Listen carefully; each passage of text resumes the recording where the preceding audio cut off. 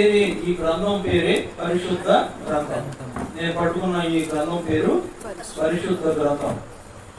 అంటే ఇందులో ఉన్న మాటలు పరిశుద్ధుడైన దేవుడు మరి మానవులందరి కొరకు రాయించిన మాటలు. ఇది ఒక మతానికి సంబంధించింది కాదండి. ఒక మతానికో, ఒక కులానికో, ఒక జాతికి, ఒక దేశానికి, కొంతమందికి మాత్రమే సంపాదించిన గ్రంథము కాదు. ఇది మానవులందరికీ దేవుడు వ్రాయించిన గ్రంథం. దేవాది దేవుడు, ఈ లోకాన్ని సృష్టించిన దేవుడు, మరి ఆయన మానవులుగా ఈ లోకంలో మనం ఎలా జీవించాలో మనకు దారి తెలియక దారి తప్పి తిరుగుతున్న మానవుడికి దారి చూపించే గ్రంథం.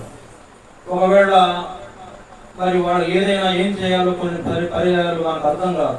కొన్నిసార్లు మనం ఏం చేయాలో మనకు అర్థం కానప్పుడు మనకు దారి చూపించే గ్రంథం. ఇది మత గ్రంథం కాదు, ఇది మార్గం చూపించే ఈ యొక్క గ్రంథాన్ని మీరందరూ కూడా కలిగి ఉండాలని ప్రభు పేరట మీకు మనవి చేస్తున్నాం. తర్వాత ఒకవేళ లేదు అంటే మీరు కొని తెచ్చుకోవచ్చు, పెద్ద ఎక్కువ రేటు ఉండదు. అది ఎంత పెద్ద పుస్తకం కూడా చాలా సింపుల్గా 300 రూపాయల లోపే దొరుకుతుంది. కనుక మీరు కొని తెచ్చుకోవచ్చు. ఒకవేళ మీకు ఎవరికైనా అవసరమైతే మాకు తెలియపరచండి, మేము వాటిని మీకు తీసుకొని అందించగలుగుతాం.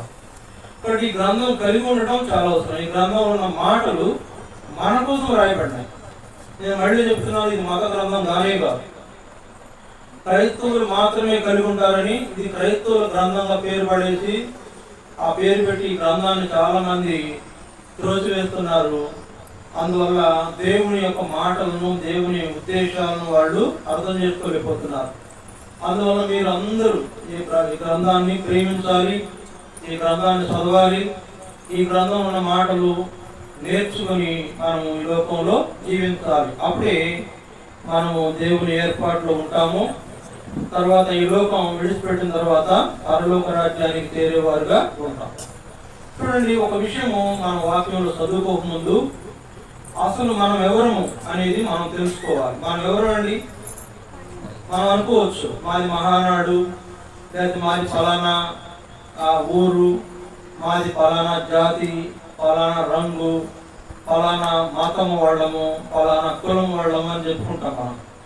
నిజమే, అయితే ఇలా చెప్పుకోవడం తప్ప నేను అనట్లేదే, కానీ అసలు అది కాదు. మన యొక్క దేవుడు మనల్ని లోకంలో ఉంచినటువంటి ఉద్దేశము మన కులం, మన మతం పెట్టుకోమని కాదు. ఈ మతాలు కులాలని మనం పెట్టుకున్నాం. మా వాడు, మా ఊరి వాడు, లేకపోతే మా ఇంట్లో పుట్టినవాడు, మా రక్త సంబంధుడు, మనం పెట్టుకున్నాం ఇవన్నీ కులాలు, మతాలు.